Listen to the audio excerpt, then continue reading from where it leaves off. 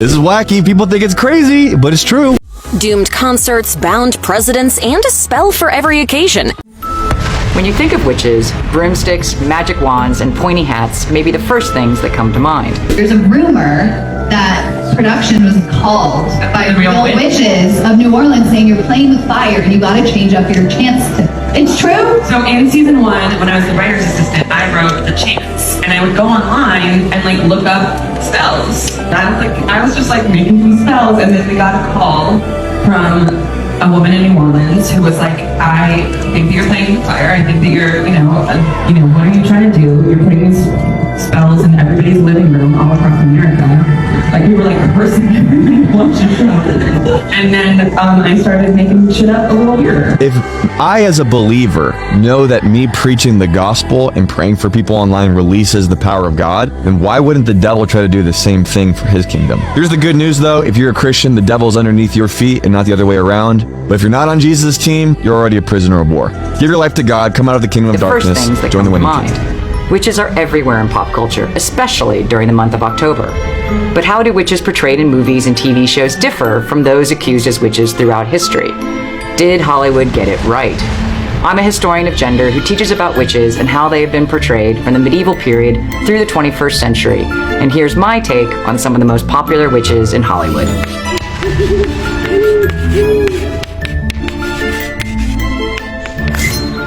Wow, that's really cool. Did props make that? Oh, this is Bewitched. Trying to tell you. Can I get your car? Oh, she doesn't need her car. She has her broomstick. So the classic Hollywood with the broomstick. Collapsible is a nice touch. Broomsticks were definitely a part of the historical witch. It was how they would get to the Black Sabbath, was riding on their broomstick. I haven't seen any collapsible ones in the 16th or 17th century.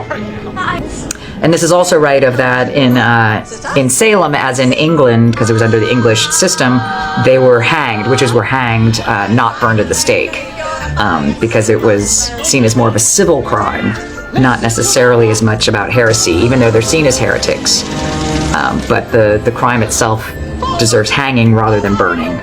I mean, All Hallows Eve and Halloween in the 17th century, I mean, yes, it's when sort of life and death are close together, but it doesn't really have much of a resonance with witches. I mean, it's not like that these things are necessarily associated with witches, or witches come out more on All Hallows Eve.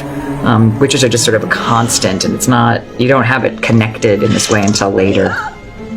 Okay, yeah, this is Charmed, which I used to watch all the time, and so her power is that she can freeze things.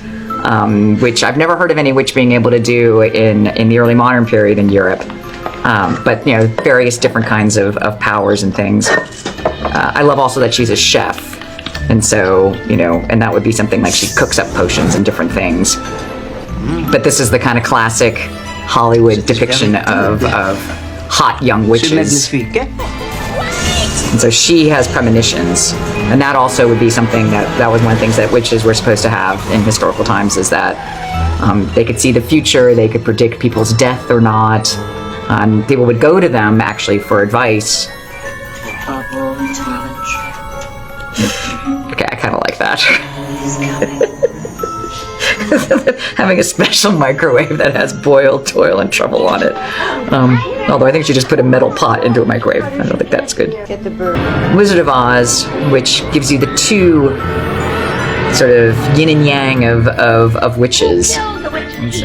So the Wicked Witch of the West is the classic trope of history, with the broom, the ugly face. I mean, we don't have any green witches in earlier times, but that anybody that was associated with her is also going to be accused of being a witch, and also be put on trial and possibly killed.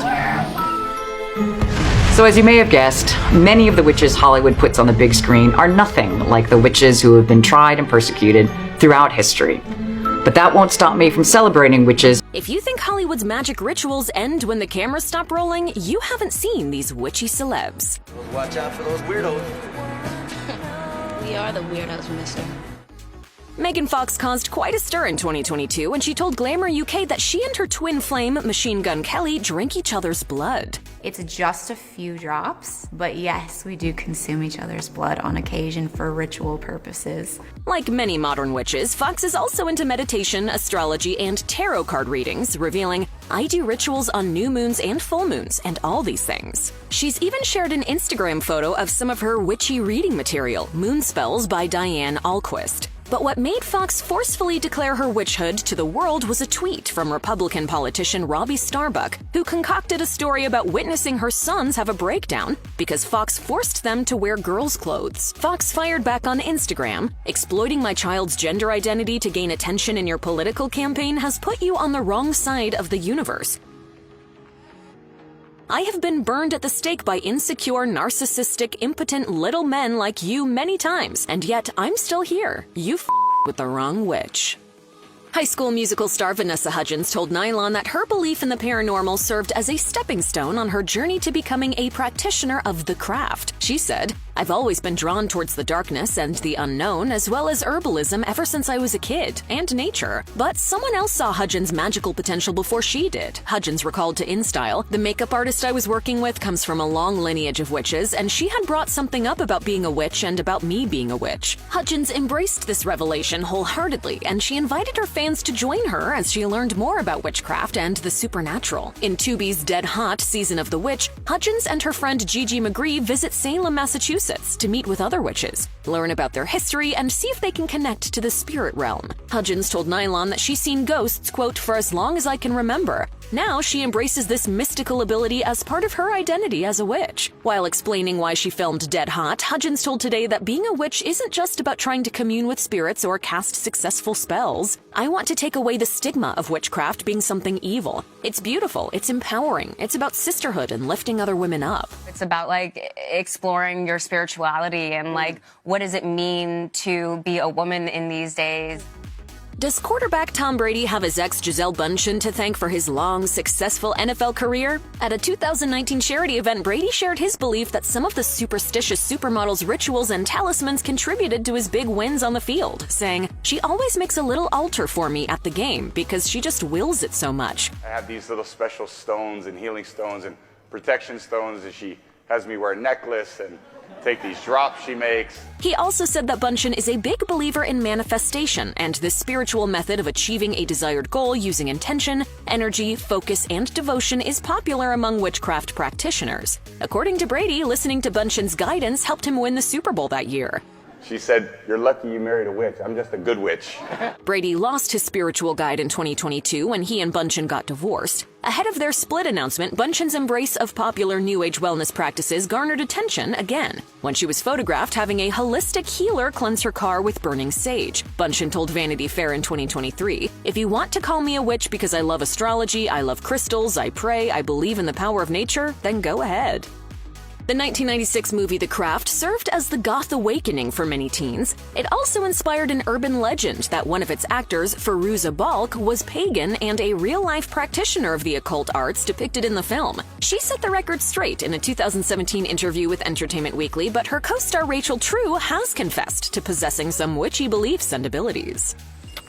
Blessed be. Long before she was cast as a teen witch who gets some righteous revenge, True felt called to study the tarot. She told Dazed Beauty in 2019, "The first time I saw a tarot deck, a Rider-Waite-Smith deck, it seemed the pictures were speaking, asking me to reveal their story. I was 8 years old." She dedicated herself to mastering that particular craft, and her natural affinity for it would later help her land a job doing readings at the House of Intuition in Los Angeles. She's actually evolved beyond needing card decks for her readings, but hasn't stopped using them. She revealed, "They've been a tremendous tool in helping me open up my intuition." True is also a believer in the power of crystals, telling Lenny that she's pretty certain that she had some in her pocket when she auditioned for the craft. But for her, manifestation is one of the most powerful forms of magic. She said, "When the script came up, I definitely put a lot of mental energy into it."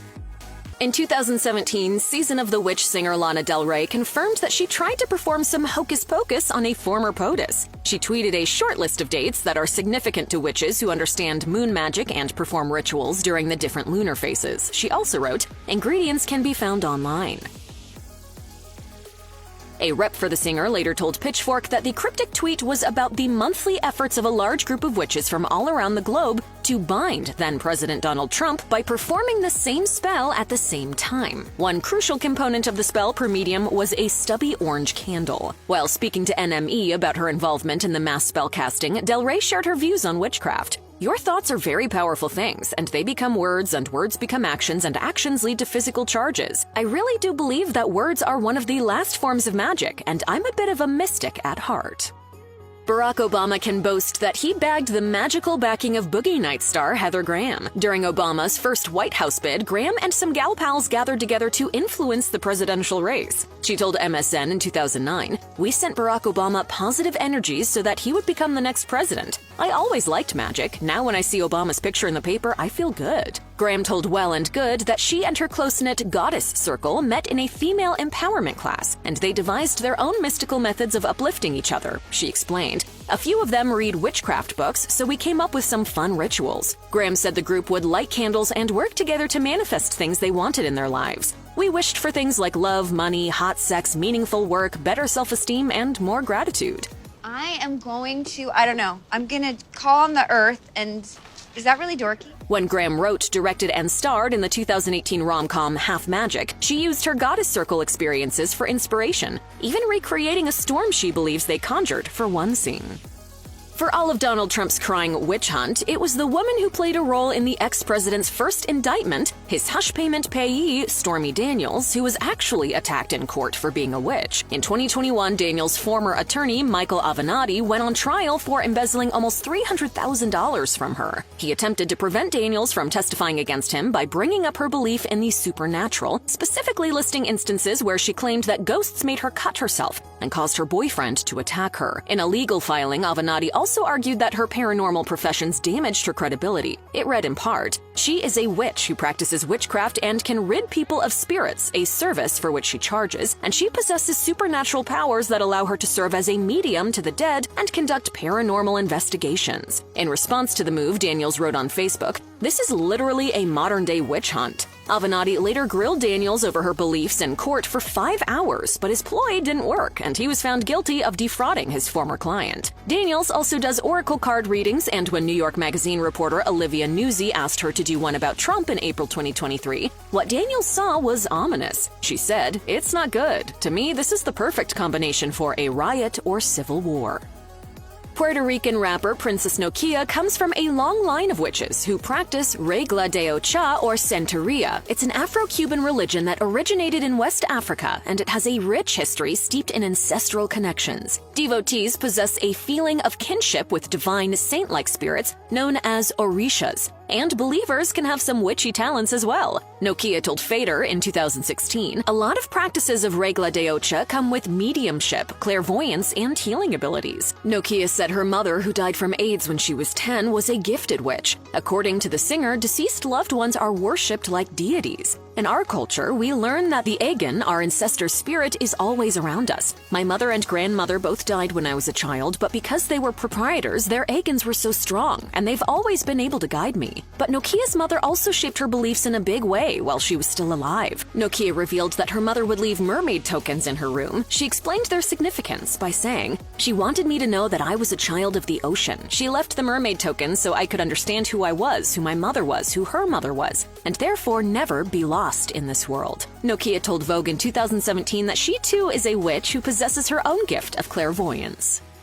While we'd love to see what would happen if Bravo ever discovered a real housewife with Bewitched-level witchy powers, we had to settle for Carlton Gebbia, who joined the Real Housewives of Beverly Hills cast in 2013. Gebbia didn't use telekinesis to flip any tables, but she was a real-life witch. In a 2013 interview with Bravo, she said, "If you're going to put a word on it, I would be considered a Celtic pagan witch." Gebbia revealed that she performs her own individualized form of witchcraft, saying that her influences include her grandmother's teachings. She shared, I use crystals, candles, some herbs, and I recognize holy days. I use the moon a lot. While she insisted that she only practices good magic, some of her castmates were convinced that she was using her powers against them. Kyle Richards suggested that Gebbia possibly cursed her computer screensaver by replacing a family photo with words such as travesty and bigot. Then you're what? You're a phony and you're full of shit. You're a phony and you're full of shit. And after an argument over the efficacy of spells, Joyce Gerard reminded her Twitter followers that she was concerned about Gebbia being around her children. Gebbia fired back, calling Gerard an ignorant dimwit, and the reason there was the Salem witch trials. In 2020, somebody I once singer Zolita, who is Wiccan and queer, spoke to Gay Times about her inclusive religion and said, "I feel like queer people are so drawn to Wicca and witchcraft because it's always been the alternative religion. It puts the power in yourself, and it's not historically been a religion that doesn't like queer people." Zolita often references witchcraft in her songs, and the music video for Fight Like a Girl features a coven of fierce witches. She also makes sure that the LGBTQ+ community is well represented in her work. She told Out in 2017, "Goldie Lux, for example, the first woman in the video, is an incredible trans pop artist who I became friends with in my female cultural rebels class. Iman, the woman in the long red dress, is this incredible Egyptian witch and trans icon." Zolita's music and her religion have something in common besides being welcoming to all. She told Gay Times, "I practice magic in my daily life as a form of self-empowerment. I definitely incorporate my experience with that into my music. We'll just pretend that her songs are spells that bestow some of that magic on us each time we listen to them." Soap opera fans are used to far-fetched plots, but Emmerdale star Samantha Giles' real-life love story probably wouldn't make it out of a writer's room. Giles is Wiccan, and in a 2023 interview with The Mirror, the British actor revealed that she believes a love spell helped her find her husband, Sean Pritchard. Of course, it probably didn't hurt that he also works in the entertainment industry as a production manager. According to Giles, "I wrote down exactly what I was after, then I met Sean and he was exactly what I had written. It's as if he appeared by magic." The ritual is part of cementing kind of what you are asking for, what you are hoping to achieve or to manifest in your life. Giles kindly spreads the witchy wealth using her magic to play matchmaker for others in need of love. She even bragged to Woman's Own in 2016 about helping 4 women in Emmerdale's makeup department with her spells. Giles says she only practices white magic, so if one of her love spells were to wear off, she's not going to hex anyone's ex. During a 2017 Lorraine interview, she explained, "You can't do anything bad because it comes back on yourself threefold. If love spells worked the same way, that would make for a rather entertaining soap opera storyline." Those who purchased pricey tickets for the doomed Fyre Festival in 2017 thought that they were going to party in paradise, alongside their favorite celebrities and influencers while getting the VIP treatment. But when they jetted out to the Bahamas for the event, they found themselves hungry, miserable, and in a hurry to go home. Blink-182 was one of the acts that canceled their performance at the Fyre Festival, and guitarist Matt Skiba told NME that his witch's intuition warned him that the event was going to be a disaster, saying, "I consider myself a pagan and a witch. With every inch of my energy, I wanted fire not to happen. I put all the electricity and energy in my body against that thing happening." Skiba also shared that it didn't sit right with him that the event's elite attendees were going to be living it up on the island, while its many impoverished residents got no benefit from the rowdy revelers' presence. He said of the festival's failure to deliver what it promised, "I used my witchy ways and it seemed to work. I'll take responsibility and everyone can blame me. Shazam." Indie folk phenom Phoebe Bridgers told NPR that she's had more than one interesting conversation with the holistic nutritionist who inspired the Garden Song lyric, "She told me my resentment's getting smaller," the singer recalled. "She also told me I can't be a witch because I was a witch in a past life." This didn't stop Bridgers from dabbling in witchcraft. She said on the Your Magic podcast that her first attempt at forming a coven in grade school was bizarre. She recalled, "My friends and I would pour out all our milk at school into like a big bowl and then get like weird plants, and then we'd all have to drink it like some weird cult." Bridgers eventually gave up on trying to practice milk magic and grew out of her dream of being a Hogwarts Express passenger. But when she got older, all it took was one pal expressing a passion for tarot readings and astrology to draw Bridgers right back in. She said, "I'll get the coven together and light a bunch of candles and have like snacks like a suburban mother, and then we sit around and talk about our feelings. It's great." The singer kind of does her own thing when it comes to practicing witchcraft, whether it's burning candles at an altar or catching leaves outside, but she knows what type of witch she is. I would probably pick Hedge Witch because it's the most solitary, right? Some who heed the calling of the craft prefer to completely throw out the spellbook. Take the White Lotus star Aubrey Plaza, for example. She told Marie Claire in 2013, "I'm not a Wiccan, I'm just into dealing with the universe in a different way. I call them spells, but they're not spells in the way people think. I love smoking out negative energy." While she does possess sage and crystals, she mixes her magic potions inside a chalice instead of a cauldron, adding, "I have a dagger, but I don't need it that much." Plaza did not elaborate on what the weapon is for, but she did say that she tries to avoid losing her temper and accidentally cursing someone. Oh my gosh.